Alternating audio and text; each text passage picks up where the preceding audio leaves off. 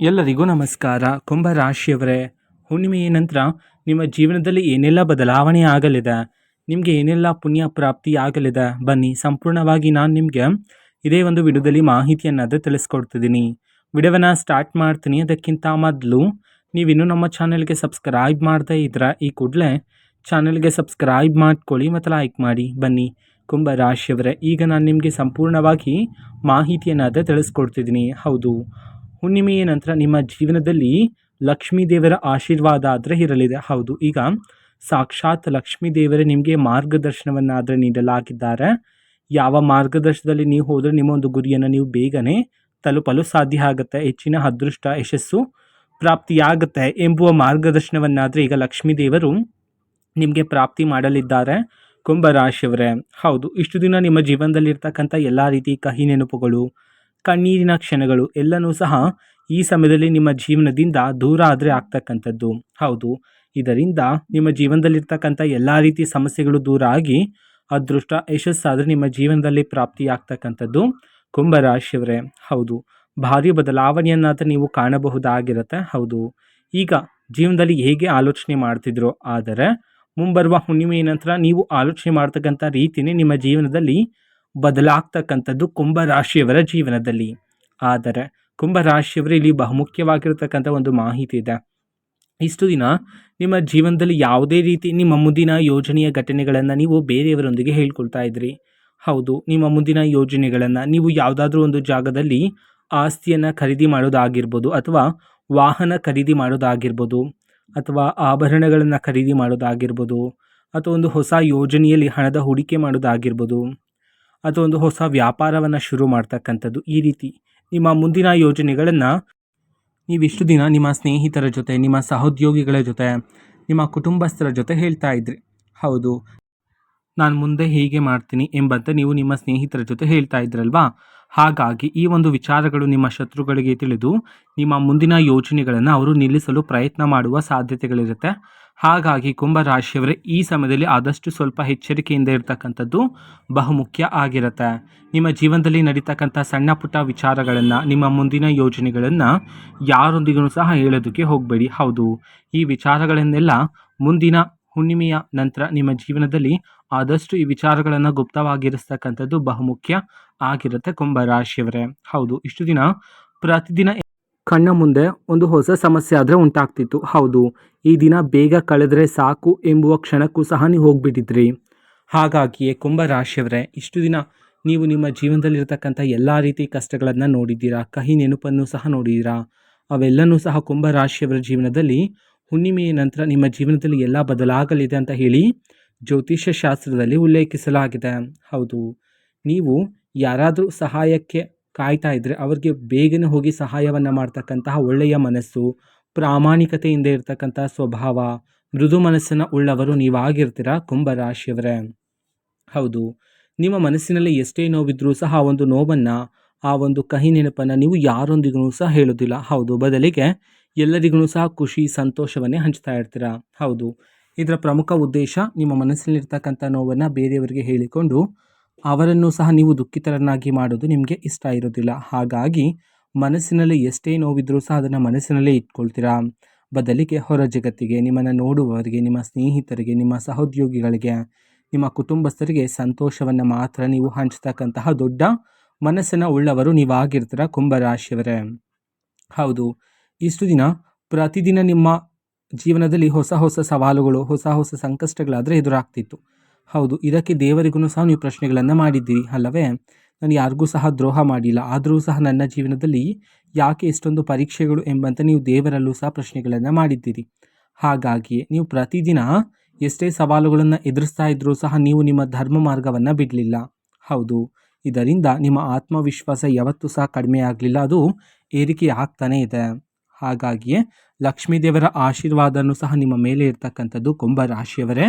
ಮುಂಬರುವ ಹುಣ್ಣಿಮೆಯ ನಂತರ ನಿಮ್ಮ ಜೀವನದಲ್ಲಿ ಭಾರಿ ಬದಲಾವಣೆ, ಸಕಾರಾತ್ಮಕ ಬದಲಾವಣೆಗಳನ್ನಾದರೂ ನೀವು ಕಾಣಬಹುದಾಗಿರುತ್ತೆ ಕುಂಭರಾಶಿಯವರೇ. ಅದೇ ರೀತಿ ಈ ಸಮಯದಲ್ಲಿ ಧನಲಾಭ ಆದರೆ ಪ್ರಾಪ್ತಿಯಾಗ್ತಕ್ಕಂಥದ್ದು. ನೀವು ಈ ಹಿಂದೆ ಸುಮಾರು 10 ವರ್ಷಗಳ ಹಿಂದೆ ಯಾವುದಾದ್ರೂ ಒಂದು ಹಳೆಯ ಯೋಜನೆಯಲ್ಲಿ ಹಣವನ್ನು ಹೂಡಿಕೆ ಮಾಡಿದ್ದು, ಆ ಒಂದು ಯೋಜನೆಯಿಂದ ಹಣ ಬರೋದಿಲ್ವೇನೋ ಎಂಬಂತೆ ನೀವು ಆ ಒಂದು ಯೋಜನೆಯನ್ನು ಮರೆತಿದ್ದೀರಿ. ಹಾಗಾಗಿಯೇ ಮುಂಬರುವ ಹುಣ್ಣಿಮೆಯ ನಂತರ ನಿಮ್ಮ ಜೀವನದಲ್ಲಿ ಈ ಹಿಂದೆ ನೀವು ಹೂಡಿಕೆ ಮಾಡಿರ್ತಕ್ಕಂತಹ ಜಾಗದಿಂದ ಇದೀಗ ನೀವು ನಿರೀಕ್ಷೆಗೂ ಮೀರಿದ ಧನಲಾಭವನ್ನು ನೀವು ಪ್ರಾಪ್ತಿ ಮಾಡ್ಕೊಳ್ತೀರಾ. ಅದೇ ರೀತಿ ತುಂಬ ಜನ ನೋವನ್ನಾದರೆ ಪಡ್ತಾ ಇರ್ತೀರಾ. ಹೌದು, ಯಾಕೆ ಅಂತಂದರೆ ನೀವೆಷ್ಟೇ ದುಡಿದ್ರೂ ಸಹ ನಿಮ್ಮ ಕೈಯಲ್ಲಿ ಹಣ ನಿಲ್ತಿರೋದಿಲ್ಲ, ಪ್ರತಿಫಲ ಪ್ರಾಪ್ತಿ ಆಗ್ತಿರೋದಿಲ್ಲ. ನಿಮಗೆ ಬರ್ಬೇಕಾಗಿರ್ತಕ್ಕಂಥ ಪ್ರತಿಫಲ ಬೇರೆ ಯಾರಿಗೋ ಸಿಗ್ತಿರುತ್ತೆ. ಈ ಎಲ್ಲ ವಿಚಾರಗಳನ್ನು ನೀವು ಯೋಚನೆ ಮಾಡ್ತಾ ದುಃಖಿತರಾಗ್ತಿದ್ರಿ ಅಲ್ಲವೇ? ಹಾಗಾಗಿಯೇ ಕುಂಭರಾಶಿಯವರೇ, ಮುಂಬರುವ ಹುಣ್ಣಿಮೆಯ ನಂತರ ನಿಮ್ಮ ಜೀವನದಲ್ಲಿ ನಿಮಗೆ ಬರಬೇಕಾಗಿರ್ತಕ್ಕಂಥ ಪ್ರತಿಫಲ ನಿಮ್ಮನ್ನು ಹುಡುಕಿಕೊಂಡು ಬರಲಿದೆ ಅಂತ ಹೇಳಿ ಜ್ಯೋತಿಷ್ಯ ಶಾಸ್ತ್ರದಲ್ಲಿ ಉಲ್ಲೇಖಿಸಲಾಗಿದೆ. ಹೌದು, ಹೆಚ್ಚಿನ ಪುಣ್ಯ ಪ್ರತಿಫಲ ಆದರೆ ಈ ಸಮಯದಲ್ಲಿ ನೀವು ಪ್ರಾಪ್ತಿ ಮಾಡಿಕೊಳ್ಳಬಹುದಾಗಿರುತ್ತೆ. ಧನಲಾಭ ಪ್ರಾಪ್ತಿ ಆಗ್ತಿರುವ ಕಾರಣದಿಂದಾಗಿ ನಿಮ್ಮ ಜೀವನದಲ್ಲಿ ಅನಗತ್ಯ ಖರ್ಚುಗಳನ್ನು ಮಾಡುವ ಸಂಭವ ಇರುತ್ತೆ. ಹಾಗಾಗಿ ಅನಗತ್ಯ ಖರ್ಚುಗಳನ್ನು ಮಾಡೋದಕ್ಕೆ ಹೋಗಬೇಡಿ. ಈಗ ಬಂದಿರತಕ್ಕಂಥ ಹಣವನ್ನು ನಿಮ್ಮ ಜೀವನಕ್ಕೆ, ಮುಂದಿನ ಭವಿಷ್ಯಕ್ಕೆ ಹೂಡಿಕೆ ಮಾಡಿ ಇರೋದು ಇಲ್ಲಿ ಬಹುಮುಖ್ಯ ಆಗಿರುತ್ತೆ ಕುಂಭರಾಶಿಯವರ ಜೀವನದಲ್ಲಿ. ಅದೇ ರೀತಿ ಹುಣ್ಣಿಮೆಯ ನಂತರ ನೀವು ಅದೃಷ್ಟ ಯಶಸ್ಸನ್ನು ನೀವು ಕಾಣಬಹುದಾಗಿರುತ್ತೆ. ಇಷ್ಟು ದಿನ ಎಲ್ಲಿ ನಿಮಗೆ ಅದೃಷ್ಟ ಪ್ರಾಪ್ತಿ ಆಗ್ತಿರಲಿಲ್ವೋ ಅದೇ ಒಂದು ಜಾಗದಲ್ಲಿ ನಿರೀಕ್ಷೆಗೂ ಮೀರಿದ ಅದೃಷ್ಟ, ಹೆಜ್ಜೆ ಹೆಜ್ಜೆಗೂ ಯಶಸ್ಸನ್ನು ನೀವು ಕಾಣಬುತ್ತೀರಾ ಕುಂಭರಾಶಿಯವರೇ. ಅದೇ ರೀತಿ ಕುಟುಂಬ ಜೀವನದಲ್ಲಿರ್ತಕ್ಕಂಥ ಎಲ್ಲ ರೀತಿ ತೊಂದರೆಗಳು, ಅಡೆತಡೆಗಳು, ಭಿನ್ನಾಭಿಪ್ರಾಯಗಳು, ವಾಗ್ವಾದಗಳು, ಜಗಳಗಳೆಲ್ಲನೂ ಸಹ ಈ ಸಮಯದಲ್ಲಿ ದೂರ ಆಗಿ ಕುಟುಂಬದಲ್ಲಿ ಸಂತೋಷ, ನೆಮ್ಮದಿಯಾದರೆ ಹೆಚ್ಚಾಗ್ತಕ್ಕಂಥದ್ದು ಕುಂಭರಾಶಿಯವರ ಜೀವನದಲ್ಲಿ. ಅದೇ ರೀತಿ ಶತ್ರುಗಳಿಂದನೂ ಸಹ ಈ ಸಮಯದಲ್ಲಿ ಆದಷ್ಟು ದೂರ ಇರೋದು ಬಹುಮುಖ್ಯ ಆಗಿರುತ್ತೆ ಕುಂಭರಾಶಿಯವರೇ. ಹೌದು, ಶತ್ರುಗಳು ಈಗ ನಿಮಗೆ ಧನಲಾಭ ಪ್ರಾಪ್ತಿ ಆಗ್ತಿರುವ ಕಾರಣದಿಂದಾಗಿ ನಿಮ್ಮ ಬಳಿಗೆ ಸಹಾಯದ ಮೂಲಕ ಬರ್ತಾರೆ. ಹೌದು, ಹಣದ ಸಹಾಯವನ್ನು ಕೇಳ್ತಾರೆ. ಹಾಗಾಗಿ ಈ ಸಮಯದಲ್ಲಿ ಹಣಕಾಸಿನ ವಿಚಾರದಲ್ಲಿ ನೀವು ಯಾವುದಾದ್ರೂ ಒಂದು ನಿರ್ಧಾರವನ್ನು ತಗೊಳ್ತಾ ಇದ್ದೀರಾ ಅಂತಂದರೆ ಸರಿಯಾಗಿ ಯೋಚನೆಯನ್ನು ಮಾಡಿ ಒಂದು ನಿರ್ಧಾರವನ್ನು ತಗೊಳ್ತಕ್ಕಂಥದ್ದು ಇಲ್ಲಿ ಬಹುಮುಖ್ಯ ಆಗಿರುತ್ತೆ. ಹೌದು, ಯೋಚನೆ ಮಾಡ್ದಿರ ನೀವು ಹಣದ ವಿಚಾರದಲ್ಲಿ ನಿರ್ಧಾರವನ್ನು ತಗೊಳ್ಳೋದಕ್ಕೆ ಹೋಗಬೇಡಿ. ಹೌದು, 100 ಬಾರಿ ಯೋಚನೆ ಮಾಡಿ ಈ ಸಮಯದಲ್ಲಿ ಹಣಕಾಸಿನ ವಿಚಾರದಲ್ಲಿ ಒಂದು ನಿರ್ಧಾರವನ್ನು ತಗೊಳ್ತಕ್ಕಂಥದ್ದು ಬಹುಮುಖ್ಯ ಆಗಿರುತ್ತೆ. ಹೌದು, ಇನ್ನೊಬ್ಬರ ಬಗ್ಗೆ ಆಲೋಚನೆಯನ್ನು ಬಿಟ್ಟು ನಿಮ್ಮ ಯಶಸ್ಸಿನ ಬಗ್ಗೆ, ನಿಮ್ಮ ಗುರಿಯ ಬಗ್ಗೆ ಆಲೋಚನೆ ಮಾಡಿದರೆ ಅತಿ ಬೇಗನೆ ನೀವು ಹೆಚ್ಚಿನ ಫಲಗಳನ್ನು, ನಿಮ್ಮ ಒಂದು ಗುರಿಯನ್ನು ತಲುಪಲು ಸಾಧ್ಯ ಆಗ್ತಕ್ಕಂಥದ್ದು ಕುಂಭರಾಶಿಯವರ ಜೀವನದಲ್ಲಿ. ಇಷ್ಟು ದಿನ ನೀವು ಸಣ್ಣ ಪುಟ್ಟ ವಿಚಾರಕ್ಕೂ ಸಹ ವಾಗ್ವಾದಗಳನ್ನು, ಜಗಳಗಳನ್ನು ಮಾಡ್ತಿದ್ರಿ. ಆ ಎಲ್ಲ ರೀತಿ ಅಡೆತಡೆಗಳು, ನಿಮ್ಮ ಆಲೋಚನೆ ಶಕ್ತಿನೇ ಈ ಸಮಯದಲ್ಲಿ ಬದಲಾಗ್ತಕ್ಕಂಥದ್ದು ಕುಂಭರಾಶಿಯವರೇ. ಹೌದು, ಇಷ್ಟು ದಿನ ನೀವು ಸಣ್ಣ ಪುಟ್ಟ ವಿಚಾರಕ್ಕೆ ತಲೆ ಕೆಡಿಸ್ಕೊತಾ ಇದ್ರಿ. ಆದರೆ ಮುಂದಿನ ಹುಣ್ಣಿಮೆಯ ನಂತರ ನಿಮ್ಮ ಜೀವನದಲ್ಲಿ ಬರೀ ನಿಮ್ಮ ಗುರಿಯ ಬಗ್ಗೆ, ನಿಮ್ಮ ಯಶಸ್ಸಿನ ಬಗ್ಗೆನೇ ಮಾತ್ರ ನೀವು ಆಲೋಚನೆಯನ್ನು ಮಾಡ್ತೀರಾ. ಹೌದು, ಆದರೆ ನೀವು ನಿಮ್ಮ ಕೋಪವನ್ನು ನಿಯಂತ್ರಣ ಮಾಡಿಕೊಳ್ಳೋದು ಇಲ್ಲಿ ಬಹುಮುಖ್ಯ ಆಗಿರುತ್ತೆ. ಹೌದು, ತಾಳ್ಮೆಯಿಂದ ಇರೋದ್ರ ಮೂಲಕ ಹೆಚ್ಚಿನ ಅದೃಷ್ಟ ಫಲಗಳನ್ನಾದರೂ ನೀವು ಸಿದ್ಧಿ ಮಾಡ್ಕೋಬೋದು.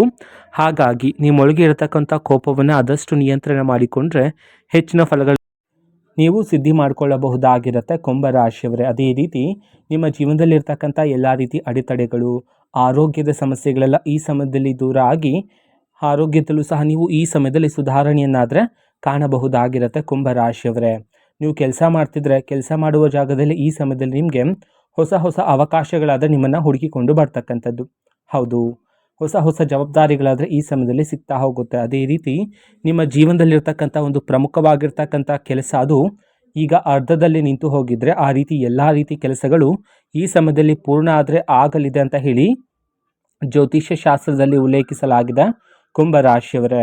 ಅದೇ ರೀತಿ ನಿಮ್ಮ ಜೀವನದಲ್ಲಿ ನಿಮ್ಮ ಮನಸ್ಸಿನಲ್ಲಿರತಕ್ಕಂಥ ಎಲ್ಲ ರೀತಿ ಕಲ್ಮಶಗಳು, ನಕಾರಾತ್ಮಕ ಶಕ್ತಿಗಳೆಲ್ಲ ದೂರ ಆಗಿ ಸಕಾರಾತ್ಮಕ ಶಕ್ತಿಗಳಾದರೆ ಹೆಚ್ಚಾಗ್ತಕ್ಕಂಥದ್ದು ಹುಣ್ಣಿಮೆಯ ನಂತರ ಕುಂಭರಾಶಿಯವರ ಜೀವನದಲ್ಲಿ. ಅದೇ ರೀತಿ ಅಪರಿಚಿತ ವ್ಯಕ್ತಿಯಿಂದ ಸಹಾಯವನ್ನು ಪಡ್ಕೊಳ್ತೀರಾ. ಉದ್ಯೋಗವನ್ನು ಹುಡುಕ್ತಿರ್ತಕ್ಕಂತಹ ಕುಂಭರಾಶಿಯವರಿಗೆ ಇದೀಗ ಉದ್ಯೋಗದ ಅವಕಾಶ ಆದರೆ ನಿಮ್ಮನ್ನೇ ಹುಡುಕಿಕೊಂಡು ಬರ್ತಿರ್ತಕ್ಕಂಥದ್ದು. ಹೌದು, ನಿಮಗೆ ತಕ್ಕಂತಹ ಉದ್ಯೋಗದ ಅವಕಾಶ ಆಗಿರುತ್ತೆ. ಅದೇ ರೀತಿ ವಿದೇಶಿ ಉದ್ಯೋಗಕ್ಕೆ ಕಾಯ್ತಾ ಇರ್ತಕ್ಕಂಥವರಿಗೆ ವಿದೇಶಿ ಉದ್ಯೋಗದ ಅವಕಾಶವೂ ಸಹ ಈ ಸಮಯದಲ್ಲಿ ನಿಮಗೆ ಸಿಗ್ತಾ ಹೋಗುತ್ತೆ ಕುಂಭರಾಶಿಯವರೇ. ಹೌದು, ಇಷ್ಟು ದಿನ ಮನಸ್ಸಿನಲ್ಲಿರ್ತಕ್ಕಂತಹ ಆತಂಕ, ಭಯ ಎಲ್ಲನೂ ಸಹ ದೂರ ಆಗಿ ಮನಸ್ಸಿನಲ್ಲಿರ್ತಕ್ಕಂಥ ಎಲ್ಲ ರೀತಿ ಕಲ್ಮಶಗಳು ದೂರ ಆಗಿ ಮಾನಸಿಕ ಒತ್ತಡ ಕಡಿಮೆಯಾಗಿ ಮನಸ್ಸು ಹಗುರ ಆದರೆ ಆಗ್ತಕ್ಕಂಥದ್ದು, ಮನಸ್ಸಿಗೆ ಶಾಂತಿ ನೆಮ್ಮದಿಯಾದರೆ ಈ ಸಮಯದಲ್ಲಿ ಸಿಗ್ತಾ ಹೋಗ್ತಕ್ಕಂಥದ್ದು ಕುಂಭರಾಶಿಯವರ ಜೀವನದಲ್ಲಿ. ಅದೇ ರೀತಿ ನಿಮ್ಮ ಅದೃಷ್ಟ ಶುರುವಾಗೋದಕ್ಕಿಂತ ಮೊದಲೇ ದೈವಿಕ ಸಂಕೇತಗಳಾದರೆ ಸಿಗ್ತಾ ಹೋಗುತ್ತೆ. ಹೌದು, ದೇವರ ಹಾಡು ಕೇಳ್ತಕ್ಕಂಥದ್ದು, ದೇವಸ್ಥಾನದ ಗಂಟೆಯ ಶಬ್ದ ನಿಮ್ಮ ಕಿವಿಗೆ ಕೇಳ್ತಕ್ಕಂಥದ್ದು, ದೈವಿಕ ಕನಸು ಬರ್ತಕ್ಕಂಥದ್ದು, ಈ ರೀತಿ ದೈವಿಕ ಸೂಚನೆಗಳಾದರೆ ನಿಮಗೆ ಸಿಗ್ತಾ ಹೋಗ್ತಕ್ಕಂಥದ್ದು. ಆದರೆ ನಿಮಗೆ ಸಿಗ್ತಕ್ಕಂತಹ ದೈವಿಕ ಸೂಚನೆಯನ್ನು ನೀವು ಈ ಸಮಯದಲ್ಲಿ ನಿರ್ಲಕ್ಷ್ಯ ಮಾಡಬಾರದಾಗಿರುತ್ತೆ ಕುಂಭರಾಶಿಯವರೇ. ಹೌದು, ಈ ದೈವಿಕ ಸೂಚನೆ ಸಿಕ್ಕ ನಂತರ ನೀವು ಸರಿಯಾಗಿ ಅರ್ಥ ಮಾಡಿಕೊಳ್ಳಬೇಕಾಗಿರುತ್ತೆ. ನನ್ನ ಒಂದು ಜೀವನದಲ್ಲಿ ಅದೃಷ್ಟದ ಸಮಯಗಳು ಶುರುವಾಗಿದೆ ಅಂತ ಹೇಳಿ. ಹೌದು, ಇದು ಕುಂಭರಾಶಿಯವರ ಮುಂಬರುವ ಹುಣ್ಣಿಮೆಯ ನಂತರದ ಭವಿಷ್ಯ ಆಗಿರುತ್ತೆ. ಮಾಹಿತಿ ಇಷ್ಟ ಆಗಿದ್ರೆ ನಿಮ್ಮ ಫ್ರೆಂಡ್ಸ್ ಆ್ಯಂಡ್ ಫ್ಯಾಮಿಲಿ ಮೆಂಬರ್ಸ್ಗೂ ಸಹ ವಿಡಿಯೋವನ್ನು ಶೇರ್ ಮಾಡಿ, ಜೊತೆಗೆ ಚಾನೆಲ್ಗೆ ಸಬ್ಸ್ಕ್ರೈಬ್ ಮಾಡಿಕೊಂಡು ಸಪೋರ್ಟ್ ಮಾಡಿ. So thank you, bye.